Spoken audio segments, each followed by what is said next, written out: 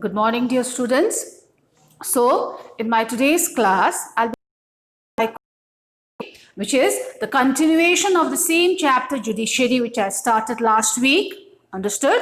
Now, if you remember in the previous video, I had completed up to Judiciary, okay, that is Supreme Court in India. Because the chapter Judiciary, as you know, court, which is the highest or the apex level court in India. Okay, now apart from the Supreme Court, we have the High Court, which works under the jurisdiction of the Supreme Court. Because as you all know, I've mentioned in my previous video also, your court is the highest or the apex level court in India.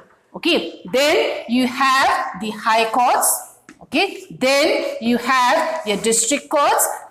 Then so on, you have the other lower level subordinate courts. Okay, so till now I've done Supreme Court, okay, its composition, the tenure of judges, how the judges are appointed, qualifications which are required to become a Supreme Court judge, and the jurisdictions or the powers and functions of Supreme Court in India. Okay, so in today's class I'll be doing the High Court.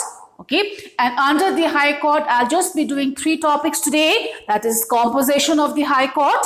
Then you have the qualifications required to become a judge of the court. Then the term of office for a High Court judge. Okay, now first and foremost, High Court, okay, as I already mentioned, comes under the Supreme Court, because we can only have one court at the apex or the highest level, that is the Supreme Court. And one more thing here, you cannot have a Supreme Court for each and every state, because there is only one common Supreme Court, which is for all the states, for all the union territories. Understood? But here, when it comes to a High Court, please remember this, that every state can have a High Court of its own. Understood? Or there is also a condition where if the states are quite small, then 2 or 3 states combined together, they can have one common High Court.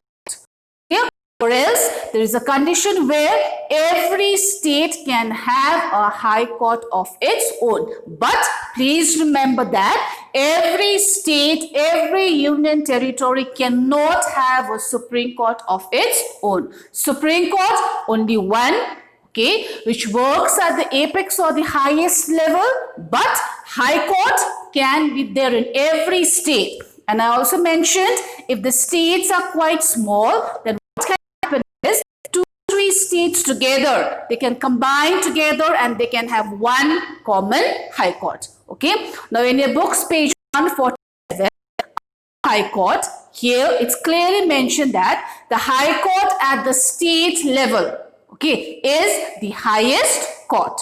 Understood? But the High Court is the highest court only at which level? The state level. Understood? Then here also mentioned that more than one state or every state can have a High Court of its own. Understood? But every state cannot have a High Court of its own. Then here, please remember this, from amongst the union territories. Okay, so far, Delhi is the only union territory which has a High Court of its own. Please remember this also. Clear? From amongst the union territories, it is Delhi which has a High Court of its own. So understood? That is regarding your High Court.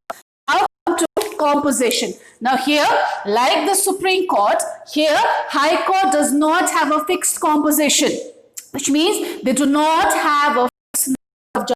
Why? Since here every state can have a High Court of its own, so the composition here differs from state to state, which means it is not fixed. Understood?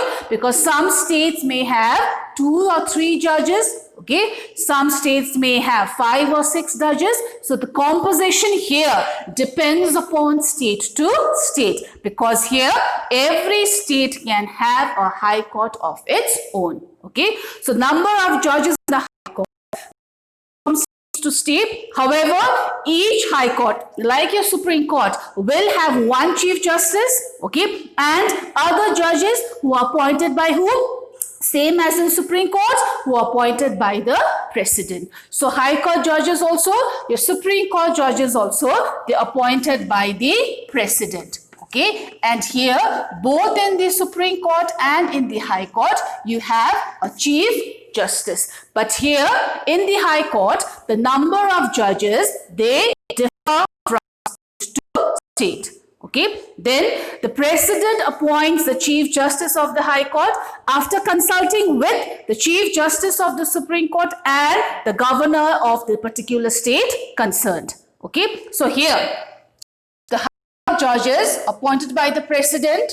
Okay, the Chief Justice also can be appointed, but before appointing them, the High Court judges has to consult with the Chief Justice and the judges of the Supreme Court of India. So this is the composition regarding your High Court. Okay, so composition is not fixed.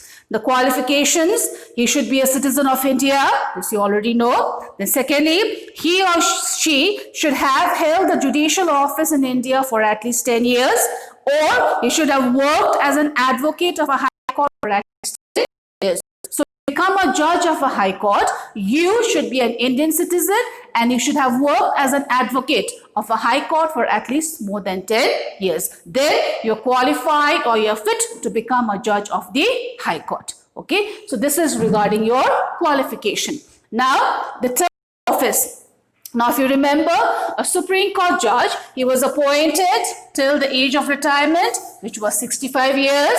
Okay, but here the High Court judges, please remember, they retire at the age of 62 years. Okay, now the 62 years also, do you think it's a fixed tenure? No. Why? Because they can be impeached, they can be removed before they complete the full term or tenure of 62 years. Why? On grounds of misconduct or on grounds of misbehavior, or if they are found violating the rules and regulations of the Constitution. Now here the question is, who removes them? It is the two houses of the Union Parliament. How? By the process of impeachment. And how is he impeached? I think you all know this. 2/3 majority from members of Lok Sabha, members of the Rajya Sabha. Because please remember, all your top and high-ranking officers, that is your president, your judges of Supreme Court, judges of the High Court, they cannot be easily removed from their post. They can be removed, but that is only through a difficult process of impeachment. So here the question is, who impeaches them or who impeaches him? 2/3 majority votes of Lok Sabha, 2/3 majority votes of Rajya Sabha. Okay. Then after getting this approval of 2/3 majority votes, then he or she can be removed or impeached from his post or office. Clear? Okay. So this is regarding your composition, your qualification, and your term of office regarding your High Court. The next class, I'll be starting with the jurisdictions.